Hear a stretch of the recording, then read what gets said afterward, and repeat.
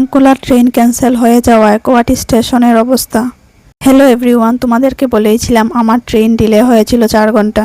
ট্রেনটা ছিল সন্ধ্যা 7টায়, কিন্তু টাইম চেঞ্জ হয়েছিল 11:30। যেহেতু এখন হাফলং রোডের রাস্তাটা অনেক খারাপ, হারেঙ্গা যাওয়ে 3টি রেল ট্র্যাকের মধ্যে 2টি রেল ট্র্যাক ধসে গেছে।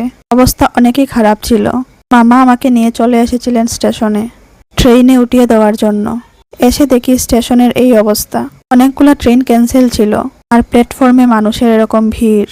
যদিও আমার ভাগ্য ভালো ছিল যে আমার ট্রেনটি ক্যান্সেল হয়নি।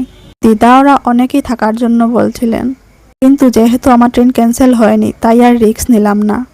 কারণ পরে যদি আবার রাস্তা বন্ধ হয়ে যায় তাহলে অনেক প্রবলেমে পড়ে যাব। আপার আসামে তো এখন ফ্লাড চলছেই, তার সাথে বরাক ভ্যালির কানেক্টিভিটিটাও ডিস্টার্ব হয়েছে। আরও 2টো ট্রেন ক্যান্সেল হওয়ার কারণে আমাদের ট্রেনে কিন্তু ভিড় ছিল। অনেকেই রিজার্ভেশন টিকিট না থাকাতে জেনারেলেও টিকিট করে বসে এসেছিল আমাদের ট্রেনে। আমার সিট ছিল আবার আপার বার্থে। যেহেতু রাতের ট্রেন ছিল তাই আমার মনে হলো এটা বেস্ট, কেউ ডিস্টার্ব করতে পারবে না।